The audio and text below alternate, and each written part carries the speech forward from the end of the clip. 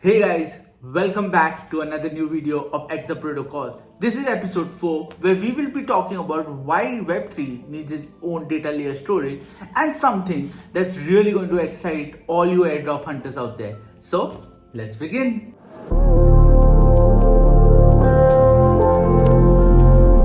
So, before we dive into the video, I've got some really great news for you.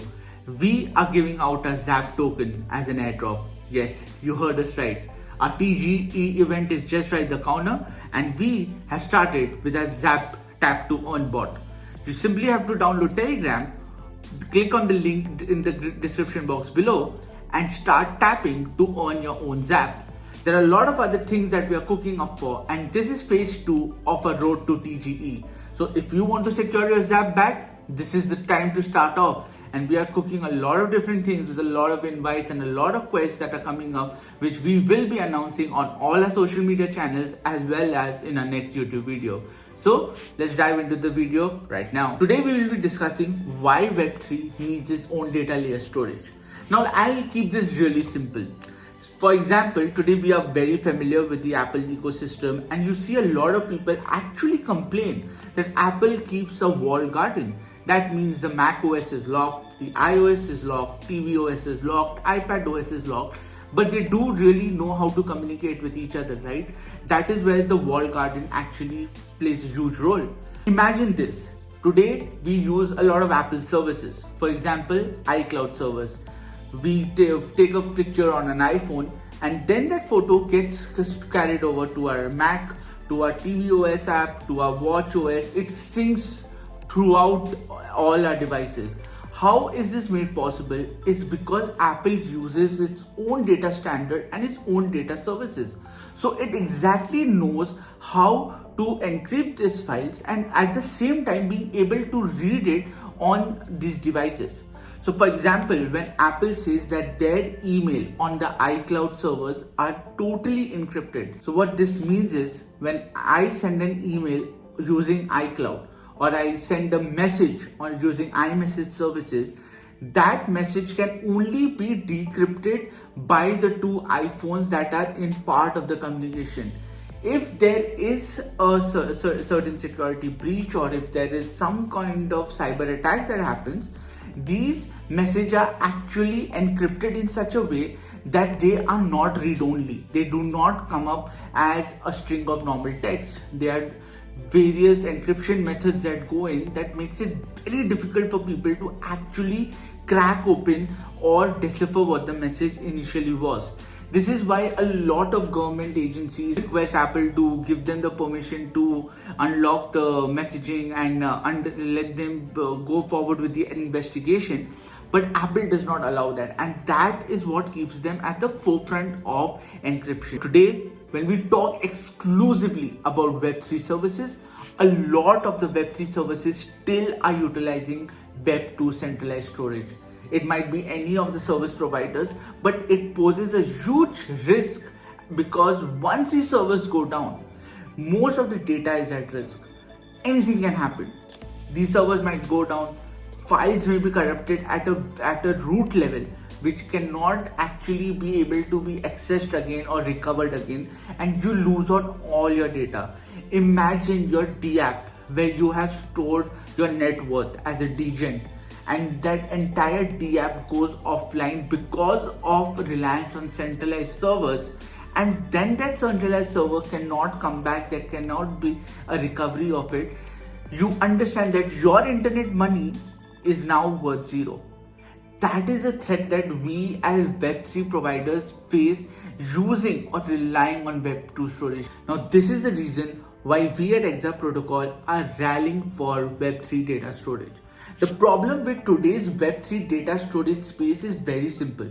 First of all, Web3 as a whole is a PC first ecosystem.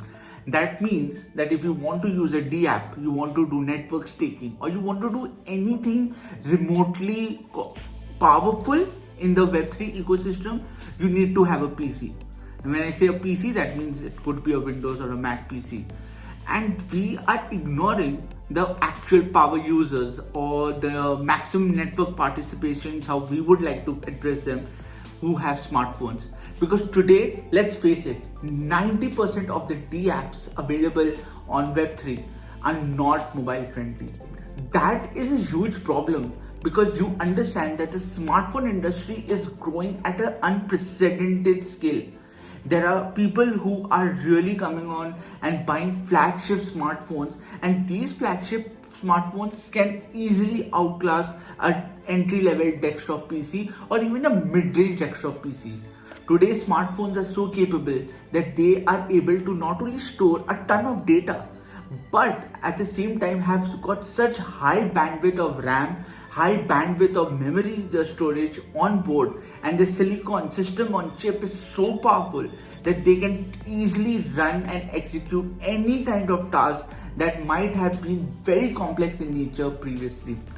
So when we as a Web3 ecosystem are driving our own data layers, we exactly know that we can leverage the power of something like decentralized physical infrastructure network and make sure that we have the maximum uptime whenever we need it. For example, let's just take the situation that happened in the past week where Microsoft faced an outage and all the services that were dependent on Microsoft went for a toss. Airports came to a standstill and they could not actually display the onboarding and the flight timings because Microsoft had that outage. Now you understand how difficult it is to fathom that a system that goes down and takes the entire infrastructure network as big as the airline industry with itself. And at the same time, Bitcoin was running 24/7 with absolute uptime. So you understand that decentralization is in the space not because it sounds cool or because it is the next big thing. Yes, it is definitely the next big thing. But when we start moving everything, and especially Web3 services, to the decentralized space, it's going to be a game changer for the long term. We are at a very early stage of blockchain adoption and understanding decentralized terminologies and how these are use cases. And so this is why we at Exa Protocol are super pumped to bring to the masses. Smartphones as full nodes are something that we have never heard of. Today, to run even a half node, which is the least powerful node available in the Web3 ecosystem that works maybe with a soul-bound NFT, needs a PC or a VPS server. We are bringing the power of full nodes to smartphones and make these smartphones into a mesh of networks and power the Exa Protocol ecosystem.